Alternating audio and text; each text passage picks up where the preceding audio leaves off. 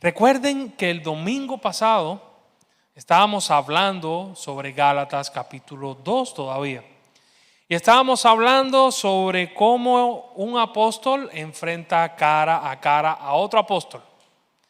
¿Recuerdan cuál es la acusación que le hace el apóstol Pablo al apóstol Pedro? ¿O no lo recuerdan? Del domingo pasado. Sé que fue traumático para todos el domingo pasado. Esperemos que este no sea tan traumático el estudio, ¿ok? El apóstol Pablo acusa a Pedro de hipocresía porque estaba como temiendo a personas que habían venido y entonces ahora como que estaba disimulando y no comiendo o apartándose de aquellos que eran gentiles. Entonces, hoy vamos a terminar ese pasaje, pero en ese mismo contexto. Las palabras que vamos a estudiar y leer hoy todavía es Pablo reprendiendo a Pedro. Hay que tener eso en mente, porque cuando hay una carta, no es que las ideas están desconectadas, hay una conexión y estamos estudiando ahorita la carta de Gálatas. Entonces, si eres tan amable, puedes seguirme en la lectura o acompañarme a Gálatas capítulo 2. Vamos a estar viendo del versículo 14 hasta el versículo 21. Pero antes de comenzar la lectura, quiero presentarles a alguien. Quiero presentarles a... ¿Funciona?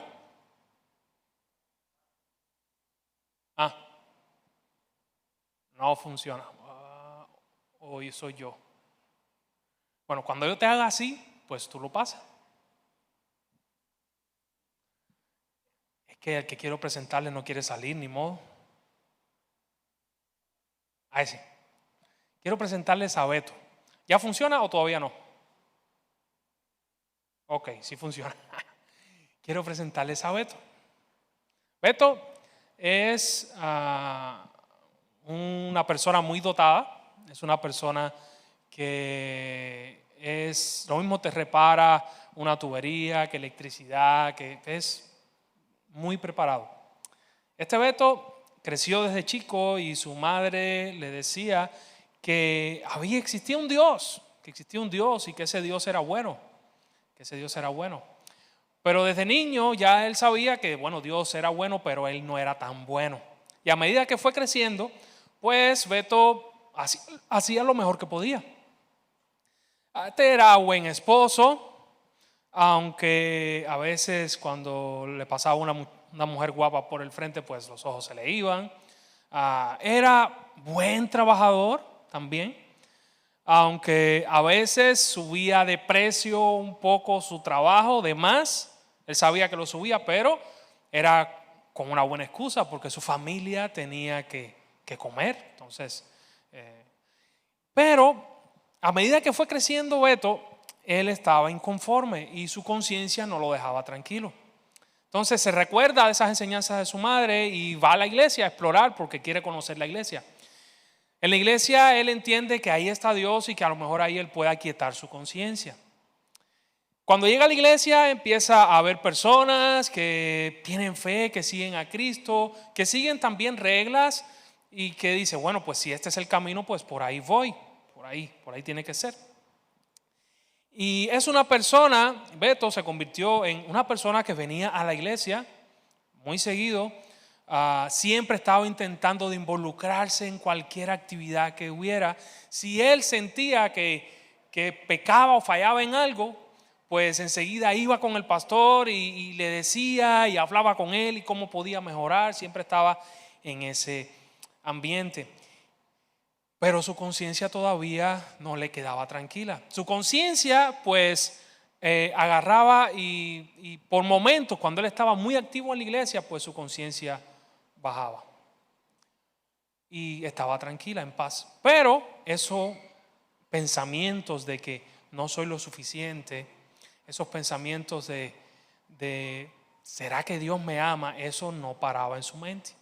O sea, no era suficiente, su conciencia era una conciencia intranquila. Pero quiero presentarles a otro también. El Beto era de ahorita. Este personaje de acá es el famosísimo que muchos evangélicos conocemos, Lutero, el iniciador de la reforma. Y este iniciador de la reforma, pues tenía lo mismo, una conciencia que no lo dejaba tranquilo. Él decidió en 1505 pues comenzar en un monasterio. Quería encontrar a Dios. Y quería encontrar a Dios para que su conciencia estuviera tranquila. Él era el terror de, no sé cómo se llaman, pero de los padres que confiesan en los confesionarios. Era el terror.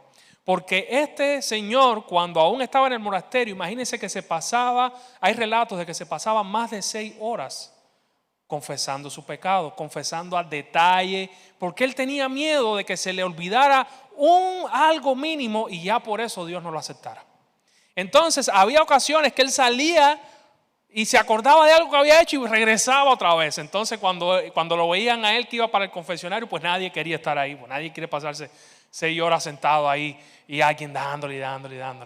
Entonces era hasta ese punto. Pero no solo hacía eso, su conciencia no lo dejaba tranquilo solamente con eso.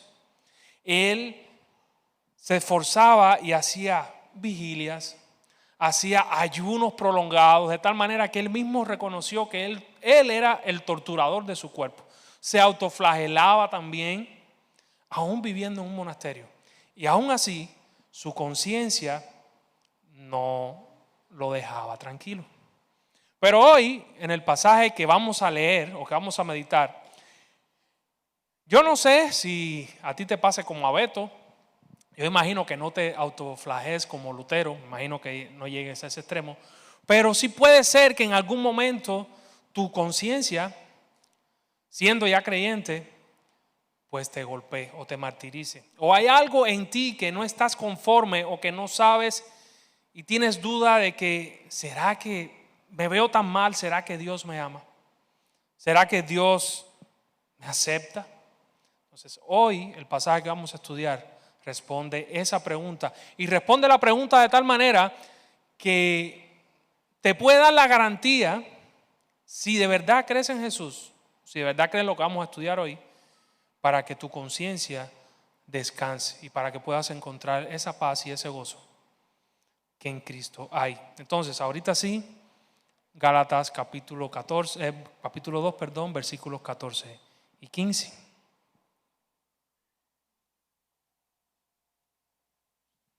Recuerden, Pablo está reprendiendo a Pedro todavía. ¿Ok? Cuando vi que ellos no seguían la verdad del mensaje del evangelio, o sea, cuando vi que ellos estaban haciendo hipócritas, que se estaban ajuntando con alguna gente, pero estaban menospreciando a otra, o que estaban aceptando bien a gente, pero tenían rollos con otra, que eran cristianos igual. Cuando vi que ellos no seguían la verdad del mensaje del evangelio, le dije a Pedro delante de todos los demás: si tú que eres judío de nacimiento, dejaste a un lado las leyes judías y vives como un gentil, ¿por qué ahora tratas de obligar a estos gentiles a seguir las tradiciones judías? Tú y yo somos judíos de nacimiento, no pecadores como los gentiles. Recuerden, Pedro estaba comiendo con los gentiles al principio, estaba comiendo cosas impuras en su tradición oral o en su ley. Y cuando llegan los judíos, pues Pedro se retrae y ya no come esas cosas, ni come con los gentiles tampoco. Entonces Pedro devela su hipocresía delante de las personas y le dice: si tú hasta ahorita, Pedro, estabas comiendo lo mismo que estaban comiendo ellos y estaban comiendo con los gentiles, con los hermanos tuyos en Cristo, ¿por qué ahora quieres a ellos forzarlos a seguir las leyes que ni tú ya sigues, siendo judío y no siendo pecadores entre los gentiles? Y eso puede ser que suene un poco raro, porque Pablo, el defensor entonces de los no judíos, de los gentiles, está diciendo que son pecadores. Pero la idea que le estaba transmitiendo Pablo a Pedro era la siguiente: los judíos sabían, y esto es cierto, que ellos eran un pueblo especial. Eran un pueblo que había sido elegido por Dios. Según Romanos capítulo 9, versículo 4, a través de los judíos, a través del pueblo israelita, fue que Dios los escogió, Dios entregó su ley, Dios se les manifestó a ellos, de ellos surgieron, más bien de los padres de Abraham, de Isaac, surgió el pueblo y la promesa de Dios. Por ahí, por ese pueblo iba a venir el Mesías. Entonces ellos sí eran un pueblo especial. Dentro de todos los pueblos de la tierra hay una profecía en el Antiguo Testamento que lo dice, que dice Dios, yo los he escogido a ustedes, solamente israelitas, y no he escogido a más nadie de la tierra. Eso está en el Antiguo Testamento. O sea, cuando Dios elige, pues Dios elige. Y no hay nadie que pueda decir que no, porque Él es Dios. Pero ahora, con la llegada de Cristo, lo que estaba medio oculto o lo que estaba incompleto, ahora se ve claramente. Que Cristo o que Dios había escogido al pueblo israelita para traer a Jesús, para traer al Mesías, y ese Mesías, en él se iba a cumplir la profecía que le hizo a Abraham de que en ti van a ser benditas todas las familias de la tierra, incluyendo al pueblo de Israel. Pero en ese momento los judíos, y también por lo que había sucedido por la opresión romana, porque los tenían esclavizados, y ellos se veían como el pueblo elegido de Dios, que lo eran, pero veían a los demás como inferiores. O sea, eran incircuncisos los que no eran judíos, eran pecadores, los veían de esa manera. Entonces, nosotros somos los que estamos bien con Dios, los demás son unos pecadores ahí que no valen la pena. Esa era la visión cultural que tenían los judíos. Por eso es que Pedro le dice, tú y yo somos judíos de nacimiento y no somos pecadores como los gentiles. Pero, sin embargo, en el versículo 16, sin embargo, sabemos que una persona es declarada justa, y cuando vean en este contexto, esa palabra justa es como si Dios estuviera declarando a alguien inocente. Sabemos que una persona es declarada inocente, aunque implica más cosas, pero inocente está bien por ahora, ante Dios por la fe en Jesucristo, no por la obediencia a la ley. Pedro, tú querías tú estabas mostrando que los gentiles tenían que volver a la ley, pero tú y yo sabemos que eso es por gusto. Tú y yo sabemos que eso no beneficia en nada. Tú y yo sabemos que podemos ser aceptados a Dios solamente por la fe en Jesucristo. Y nosotros hemos creído en Cristo Jesús para poder ser declarados justos ante Dios por causa de nuestra fe en Cristo, y no porque hayamos obedecido la ley, pues nadie jamás será declarado justo ante Dios mediante la obediencia a la ley. Fíjense, noten lo que Pablo está diciendo. Pedro, tú lo sabes y yo lo sé, los dos lo sabemos, que nadie va a ser declarado. No hay nadie en la tierra, pasado, presente, futuro, que haya podido decir, aparte de Jesús, que haya podido decir, yo me salvé porque cumplí la ley. Nadie. Mis hermanos, incluso en el Antiguo Testamento, las personas no se salvaban por la ley. En el libro, en el Pentateuco, nunca promete vida eterna por guardar la ley. Sí promete bendiciones terrenales, sí promete que vas a vivir en la tierra, sí promete que si guardas la ley vas a vivir por esto, pero nunca promete vida eterna. La vida que Dios tiene para dar, incluso desde el Antiguo Testamento, siempre ha sido por fe, nunca ha sido por la ley.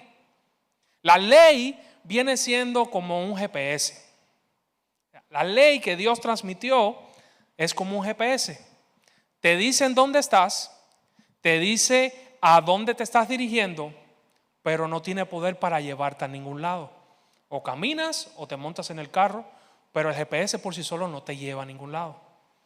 Mis hermanos, y la prueba de eso es Hebreos 11. Hebreos 11, ¿cómo empieza? ¿Recuerdan? O cuando empieza a hablar de los héroes del Antiguo Testamento, ¿qué dice? Por la ley, pues Abraham fue justificado. Por la ley, aún Moisés, cuando estaba en Egipto, pues salvó al pueblo. ¿Dice así? O dice más bien, por la fe, Abraham fue justificado. Por la fe, entonces, vieron que el niño, los padres de Moisés vieron que era un niño de bien parecer y lo dejaron. Y lo pusieron y lo recogió la hija del faraón. Por la fe y por la fe y por la fe, nunca es por la ley. Entonces, ya Pablo tenía ese entendimiento, Pedro también tenía ese entendimiento. Y creo que nosotros haremos bien si también nos apropiamos de él. Por la ley nadie jamás será declarado justo. Nunca nadie ha sido declarado justo. Y Pablo le dice eso a Pedro por algo. Tú en un tiempo seguías la ley, yo también seguía la ley. Pensábamos que por la ley íbamos a ser aceptos delante de Dios. Pero cuando vino Jesús nos dimos cuenta que por ahí no era el camino. Entonces aceptamos el evangelio, aceptamos el mensaje de Cristo y ahora por la fe, entonces sí somos aceptos en Dios. Porque imagínate, mi hermano, esos memes no están ahí por gusto. Ellos habían renunciado a la justificación por la ley y ser aceptados por Dios. Imagina que tú entres a un trabajo. No me levanten la mano, no me digan cuánto lo han hecho. Imagínate que tú estés postulando a un trabajo y mientas en tu currículo.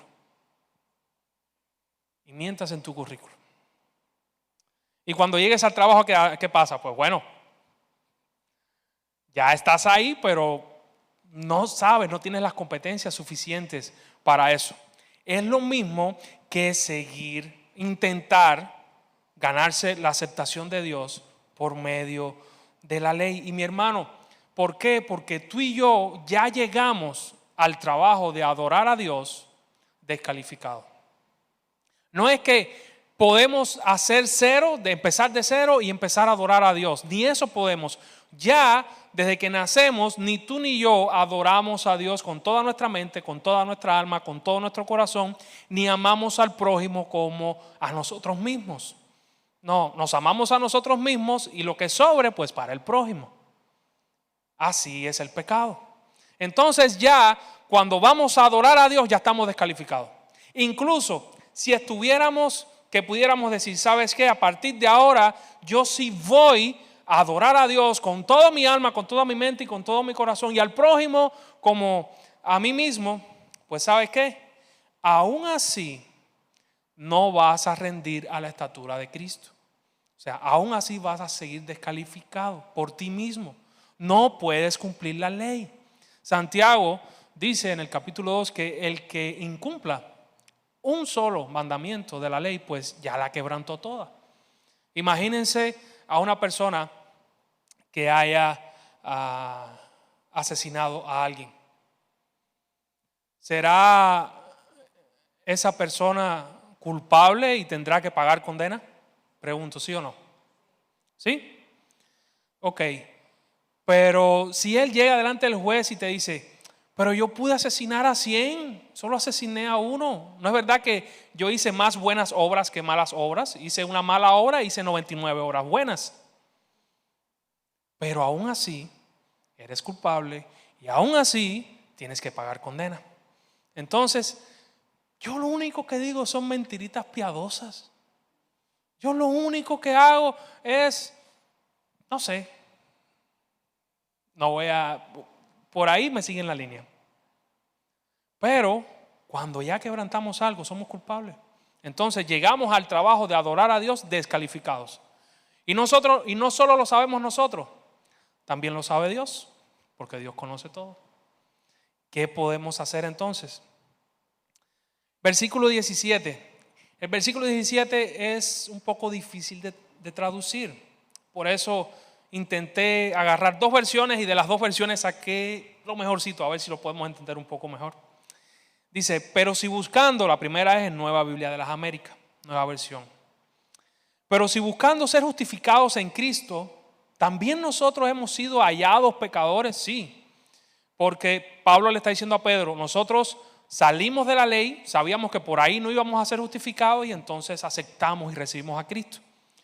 Pero si buscamos ser justificados por Cristo, también nosotros somos hallados pecadores. Sí, Pedro, tú y los judíos, y Pablo, tú y los judíos son pecadores igual que los gentiles, están en el mismo nivel.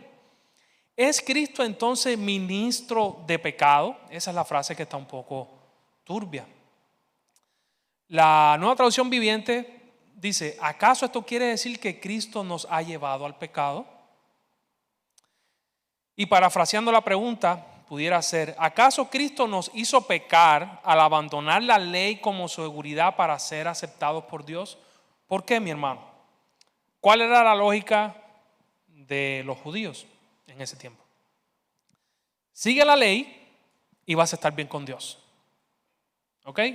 Pero para seguir a Cristo tenías que soltar esto y agarrar el evangelio. Es como si tuvieras la posibilidad de tener 2 novias o 2 novios. No puedes tener las 2 o no debes tener las 2 al mismo tiempo. Yo cuando estaba en Cuba al principio sí, yo era un Don Juan, yo sí. Imagínense que era el único guitarrista que había en la prepa. Así que, y las primeras canciones que me aprendí fueron las de Maná, así que, ni modo. Pero en la verdad, mi hermano y mi hermana que estás acá en esto contexto, es como si tuvieras a 2, no puedes estar con las 2 al mismo tiempo, o agarras una y sueltas otra. O sea, no puedes tener los 2. Entonces los judíos decían, si estás con la ley estás bien, pero si rechazas la ley, entonces, oye, tú estás mal, tú vas por un mal camino, tú estás pecando recuerden que pecado es fallar al propósito de Dios. Estás fallando en el propósito de Dios, el que Dios tiene para ti. Entonces es por eso que la pregunta que Pablo le hace. Nosotros también hemos sido pecadores, nosotros rechazamos la ley para salvarnos. Entonces quiere decir eso que Cristo nos ha llevado a pecar, que elegir a Cristo significa pecar o significa alejarse de Dios. Y Pablo dice, en ninguna manera, ¿no? Por supuesto que no.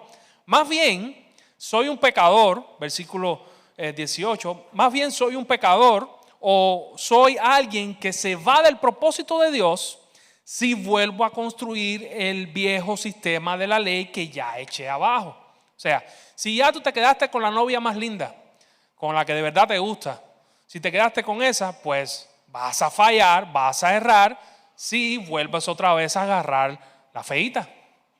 No, quédate con la que de verdad tocó tu corazón. Entonces, lo que Pablo está diciendo es eso. Si yo ya acepté a Cristo como mi justificación, si ya yo creo en Jesús, ¿cómo yo voy a volver otra vez a depender de las obras para sentirme bien con Dios, para sentirme aceptado con Dios? Y a lo mejor no nos ha aterrizado eso en la cabeza o en el corazón, pero déjame ilustrártelo de esta manera. Tú llegas a la iglesia, ¿cuántos creemos que somos salvos por Cristo, por la fe que tenemos en Jesús? Ahora sí pueden levantar la mano. Ok. ¿Cuántos creen que Dios los acepta por medio de Cristo? Ok. ¿Cuántos creen? ¿O cuántos no? ¿Cuántos se sienten o piensan, no sienten, piensan que cuando pecan o fallan o se equivocan, Dios se enoja con ustedes y los desprecia y los rechaza? Bueno, yo me siento así y esos pensamientos vienen a mi mente de que cuando hago eso, pues Dios me desprecia y la Biblia, ¿qué es lo que dice con respecto a eso? Que cuando nosotros pecamos, en Tesalonicenses lo dice, pues el Espíritu de Dios se entristece. Y hay una tristeza de Dios y que nos lleva a nosotros a entristecernos también y que nos lleva a buscarle a Él. Pero en ningún momento de la Biblia, ojo, si de verdad has creído en Jesús como tu Salvador, ese es el gran sí, sí has. En ningún lugar de la Biblia Dios dice que te ama menos. En ningún lugar de la Biblia Dios dice que Dios te rechaza. En ningún lugar de la Biblia Dios dice que te hace a menos. No, se entristece, sí, tienes que sufrir consecuencias. 3, te reprende, te disciplina, pero en ningún momento Dios deja de amarte. En ningún momento Dios deja de estar ahí para ti. ¿Sabes por qué? Porque nosotros a veces podemos darle la espalda a Dios, pero Dios nunca nos va a dar la espalda a nosotros. Él siempre va a estar ahí para nosotros, para ti. Y cuando nosotros fallemos, lo que Dios quiere es que automáticamente nos pongamos frente a Él y Señor, la embarré, pero aquí estoy. Eso es una trampa que Satanás pone. Y es la misma trampa que desde el principio hace pecar a alguien. Una persona peca, no es Satanás. Tú pecas por tu concupiscencia, tentado por Satanás. Y cuando pecas te hace sentir miserable. Te hace sentir que no vales nada. Te hace sentir que todo Dios te ha abandonado. ¿Para qué? Para que no vayas a Él. Para que no hayas perdón ni gracia oportuna. Pero eso es una manera de nosotros empezar por el Evangelio y continuar por la ley. Es una manera de yo creo para ser salvo, pero ahora tengo que portarme bien para que Dios me acepte. Eso podemos tenerlo en la mente. Y eso es un error que Pablo está debatiendo aquí. Ahora, otra cosa, Pablo no está diciendo que la fe en Cristo, ya puse este peso, ahora déjeme poner el otro contrapeso. Pablo no está diciendo que la fe en Cristo produzca libertinaje, produzca liberalidad, entonces si Dios nunca me rechaza, pues yo voy a hacer lo que mi corazón y mi carne quieren, pecar sobremanera. De todas maneras Dios me ama. Si tú has entendido el amor de Dios para tu vida y para mi vida, pues entonces tú vas a querer hacer lo que Dios y lo que Jesús quiere que tú hagas, no lo que tu carne quiere. Entonces, esto no es excusa para decir, no, si mira lo que dijo Pablo, que no es por la ley, entonces ahora solo amamos a Dios y vamos a acabar en el mundo. No, el que ama a Dios guarda sus mandamientos. Ahí se conoce el que ama a Dios o no los ama. Pero la diferencia está, mi hermano, en que ya en la mente tenemos que hacer conciencia de que no somos aceptos delante de Dios por guardar ley, por guardar reglas, una serie de reglas. Delante de Dios no somos aceptos por eso. Nunca lo hemos sido y nunca lo vamos a hacer. Y es lo que está diciendo acá Pablo. Alguien dijo, Cristo no produce pecado, más bien descubre el pecado que estaba oculto, bajo la falsa confianza de la justicia, de la ley. Bajo la falsa confianza, te voy a dar otro ejemplo de cómo puede lucir. Beto, y no es el Beto de aquí. Beto viene a la iglesia del principio y él está en el audio y está en la alabanza y predica y da ofrenda y da esto y parece ser un cristiano excelente, pero su confianza está en eso. O sea, tú le preguntas a él y si él te sería sincero, ¿por qué vais al cielo? Porque yo me porto bien, porque yo soy un buen creyente, porque yo sí llego puntual a la iglesia, porque yo sí hago esto y esto y esto y esto. Y eso que yo hago es señal de que Dios me ama. No. Ser aceptado delante de Dios tiene que ver solamente con creer en Jesús. No tiene que ver con nada de lo que hagamos en primera instancia. Vamos a ver si hasta el final podemos ponerle a esto el equilibrio. Mi hermano, este fue el versículo que cantamos. Me gustaría detenerme aquí un poquito más. Con Cristo, mi antiguo yo ya ha sido crucificado. Ya no vivo yo, sino que Cristo vive en mí. Así que vivo en este cuerpo terrenal, confiando en el Hijo de Dios, quien me amó y se entregó por mí mismo. Lo primero de este versículo es que si hemos creído en el Evangelio, si hemos de verdad recibido el Evangelio por fe, estamos crucificados con Cristo.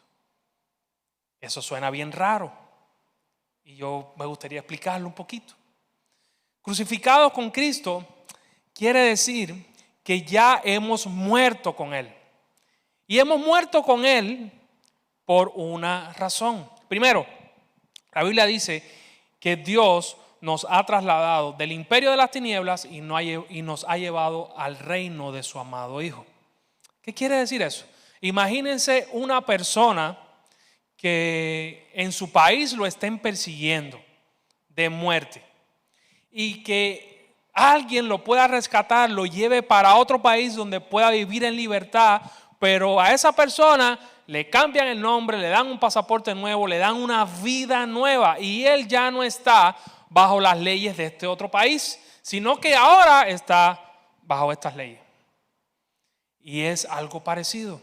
Cristo nos ha permitido ser crucificados con Él, para que ya la condenación de la ley no tenga efecto sobre nosotros. Ahora la ley es un GPS para nosotros.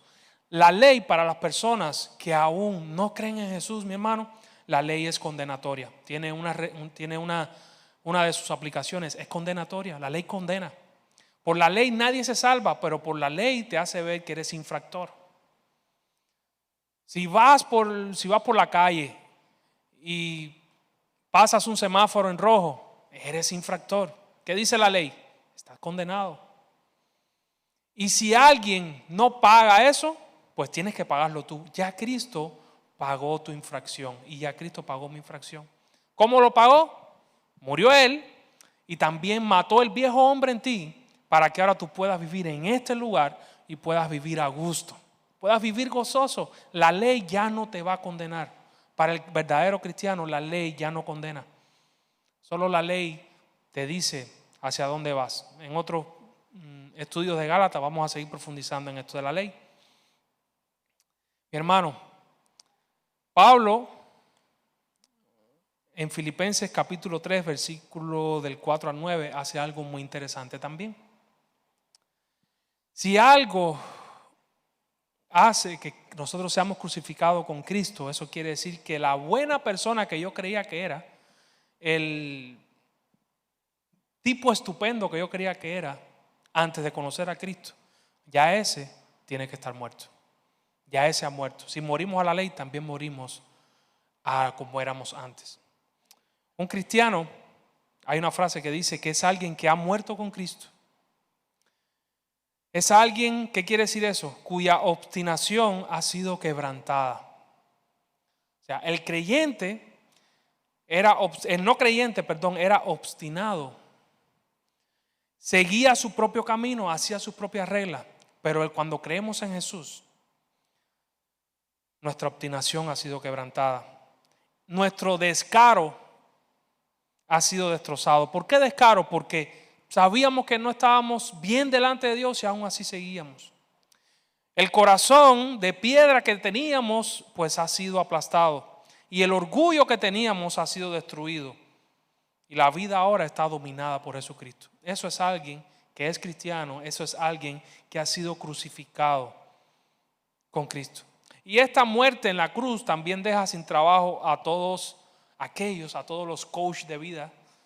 Desde Génesis, como el viernes estuvieron hablando alguien, que te dicen, ¿sabes qué? Tú sí puedes, tú eres un campeón, tú adelante. Eso fue lo mismo que dijo Satanás, o parecido que dijo Satanás a Eva en Génesis 3. Tú sí puedes, vas a ser como Dios, dale, adelante, come. El verdadero cristiano está crucificado con Cristo y no es que no puedas, sino que no puedes por ti mismo. Sino que entiendes que dependes de Dios para hacer las cosas, que eres y cómo eres dependiente, si cumples o si le amas y obedeces sus mandamientos. No hacer las cosas a tu manera, sino hacer las cosas a la manera de Dios. Eso significa estar crucificado con Jesús. Número 2, si creemos en el Evangelio, tú y yo tenemos una nueva vida, que es la vida de Cristo en nosotros. Este versículo significará entonces que Cristo anula nuestra personalidad, que nosotros nos convertimos en robot y que ya andamos así y que Cristo es el que habla y el que nos mueve y todo. No está hablando de eso. Este versículo está hablando de que nosotros tenemos una vida que debe ser dependiente a Jesús en todo lo que hagamos, mi hermano. Ser crucificados con Cristo y vivir una vida nueva implica que tenemos una vida que debe ser o tiene que ser guiada y energizada por Jesús. ¿Qué quiere decir eso? ¿Por qué tú crees que puedes orar, tener acceso a Dios y a la vez ver respuestas de Dios? ¿Por qué yo no le oro a la cámara y le pido a la cámara y la cámara hace algo por mí? Eso sería una estupidez. Pero ¿cómo yo puedo entonces orar a Dios y yo ver los milagros de Dios y ver que Dios se mueve en mi vida y en la vida de las personas por las que yo oro? Porque tenemos una vida y tenemos la vida de Cristo en nosotros, tenemos su Espíritu nos oye y Dios obra a favor de nosotros. Tenemos una vida la que puede soportar las pruebas y aún así mantener la fe. Mi hermano, cada uno de nosotros puede ver la mano de Dios obrando en su vida. Puede ver milagros, incluso si estás de verdad en Cristo y estás en su camino, tú vas a ver milagros en tu vida. Pero esos milagros no evitan que tú pases pruebas, que tú pases problemas, que tú pases tribulación. Y vas a tenerlo. Aún así, las soportas porque Cristo vive en ti. Aún así las pasas porque Cristo vive en ti, no por otra cosa. Esta nueva vida también nos habla de otra manera. ¿Por qué te sientes o por qué sentimos vergüenza cuando pecamos? Que es válido sentir vergüenza cuando pecamos. Si Cristo no estuviera en ti, a ti no te importaría ni mentir, ni robar, ni matar, ni hacer lo que hacías antes de Cristo. No te interesaría nada de eso. Puede ser que por civismo o algo bien educado, pues llegue un punto, no, sé que está mal, pero no ibas a tener el poder para externamente o en lo privado tú tener esa vergüenza o tener esa tristeza de que le estás fallando a Dios. Ese es el trabajo del Espíritu Santo en la vida tuya y en la vida mía. Es una muestra de que Dios está con nosotros. Entonces tenemos una nueva vida que es guiada por Dios. Mi hermano, si tú sabes que estás haciendo algo mal, y mi hermana, y hay algo en ti que quiere hacerlo, pero hay algo en ti que te entristece y que te tiene como hecho bolas, por decirlo de alguna manera, déjate guiar por Dios. Déjate guiar por su Espíritu. No cedas a la tentación. La nueva vida en Cristo, esta que nos dio, pues comienza por fe. Comienza diciendo, sí Señor, te recibimos. Y avanza también por fe.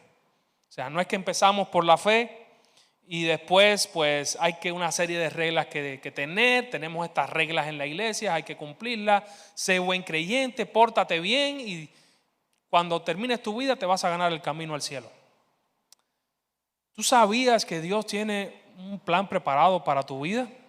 ¿Has indagado tú en ese plan que Dios tiene preparado para tu vida? ¿Le has preguntado qué Él quiere que tú hagas?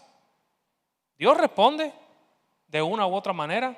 Dios te guía de una u otra manera. O ya te has conformado a venir el domingo a la iglesia, sentarte, hacer tu vida normal y el plan que Dios tiene para ti pues está en pausa ahí.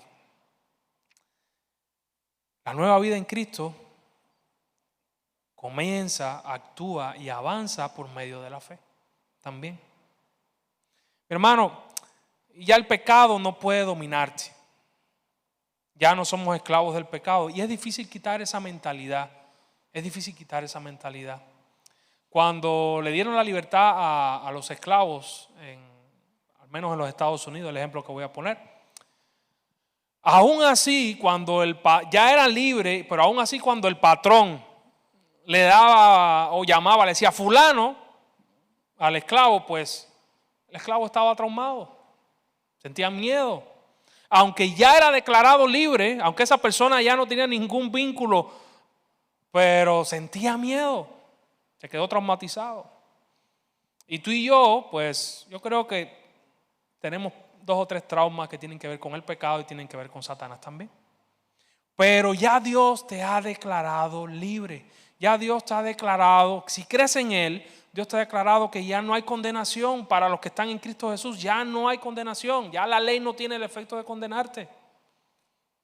Ya debes vivir amando a Dios y viviendo tu vida con gozo porque oye, Dios está a tu lado.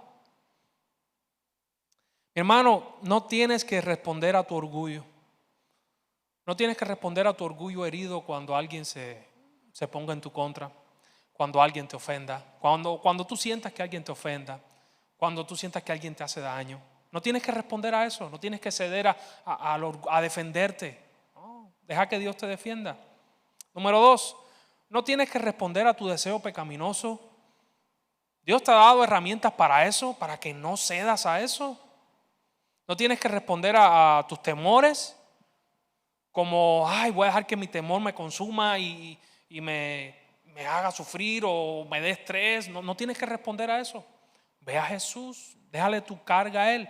A medida que tengas mucho temor, pues mientras más temor, pues más busco a Dios. La respuesta está ahí, no la vas a encontrar en ningún lugar. En otro lugar no la vas a encontrar. No eres esclavo del mundo, no tienes que responder como el mundo lo hace.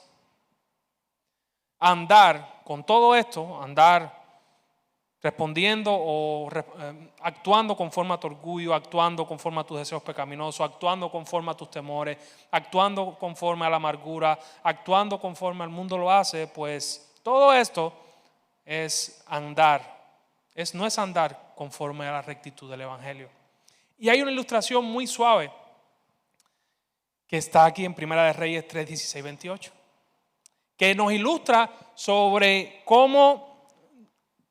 por qué hacemos lo que hacemos. Luego la leen, pero es la ilustración, un pasaje, a lo mejor hasta muchas personas que no creyentes la conocen, que es sobre Salomón. Salomón le pide sabiduría a Dios, Dios se la da, y en la mañana llegan dos mujeres. Una mujer, los dos tenían niños chiquitos, a una se le muere, y que hace a la que se le murió, va donde está la otra, le cambia el niño, ella se queda con el vivo y le deja el muerto a la verdadera madre. Entonces ellas dos van delante del rey y le dice la verdad. Este es mi hijo, y la otra, este es mi hijo, y hay un chanchullo. Entonces, lástima que el mitotero no estaba ahí en ese tiempo para que hubiera grabado el video. Entonces, en ese momento, Salomón, ahí se demuestra la sabiduría que Dios le dio, y le dice: tráigame una espada, vamos a picar al niño por la mitad y una mitad para cada madre. ¿Qué dice la madre que el niño se le había muerto? Sí, píquenlo. ¿Qué dice la verdadera madre? ¿Sabes qué, Dios? ¿O sabes qué, rey? No hagas eso. Sí, déjale el niño a la otra. Déjale el niño a la otra. Dice el pasaje que se conmovió se conmovió la mujer al ver que le iban a matar a su hijo, y dice: no, prefiero que esté con otra a que me lo maten. ¿Qué hizo Salomón? Pues denle el niño a la que dijo que no lo mataran, porque es su verdadera madre. Y dice que todo el pueblo temió. Pero ahora es la pregunta: esa mujer, al hacer eso, al hacer ese acto de decir que no mataran al niño, en ese momento se convirtió en madre, o porque era madre, o porque era su madre, se conmovió y dijo que no mataran al niño? ¿Qué ustedes creen? No sé. Imagínate que te hubiera pasado a ti. O sea, ese acto te convierte en madre, o porque eras madre, entonces decidías que tu hijo viviera y que no lo mataran. Lo mismo sucede con nosotros. Eso es una ilustración para nosotros también. Porque somos hijos de Dios, entonces nosotros decidimos amar a Dios, seguir a Dios, buscarle, no vivir conforme al mundo, pero las acciones no nos hacen ser hijos de Dios. No podemos poner, recuerden, primero en Cuba sería: no podemos poner la carreta antes que los bueyes, o no podemos, antes de correr, tenemos que aprender a caminar. Entonces, nosotros somos, y porque somos, entonces actuamos y obramos con fe. No actuamos para hacer. Esa es una ilustración bastante suave. Para terminar, imagínate esto. Dice el versículo 21.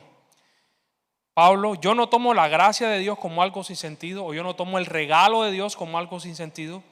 Pues si cumplir la ley pudiera hacernos justos ante Dios, o sea, si cumplir la ley pudiera hacernos aceptos delante de Dios, entonces no habría sido necesario que Cristo muriera. O sea, si yo tengo un camino por aquí garantizado, entonces ¿para qué muere Jesús? Si ya con esto yo resuelvo. Imagínense estos dos ejemplos que puso alguien en algún momento. Hay un incendio en tu casa y tú sales de tu casa con toda tu familia y llega alguien corriendo y te dice: te voy a demostrar cuánto te amo, y se mete en la casa y se muere, pero ya toda tu familia está afuera, está a salvo. ¿Qué tú creerías de esa persona? Yo creería que está loco, porque, híjole, te vas a inmolar porque. Pero imagínate que tú hayas salido de tu casa y que tú tengas a tu hijo en tu casa y que te dé miedo entrar y ir a salvarlo, y llegue alguien y te dice: te voy a demostrar cuánto te amo. Entra a la casa, salva a tu hijo, pero se muere rostizado en el incendio. ¿Cuál es el mensaje que te llegaría? Pues sí que esa persona me amaba mucho. Pues sí que esa persona de verdad me apreciaba. Entonces, en este versículo 21, Pablo está diciendo esto: si yo pudiera salvarme por mí mismo, pues entonces Cristo murió por gusto. Pero como yo no podía salvarme por mí mismo, como yo estaba metido en el fuego, ya estaba condenado y no podía salir yo solo, entonces tuvo que venir Él, tuvo que salvarme, tuvo que sacarme y tuvo que morir por mí. Eso es lo que Cristo hizo por ti y por mí. Y por eso, teniendo fe en eso, en ese sacrificio, es que tú y yo debemos vivir el día a día. Vamos a orar.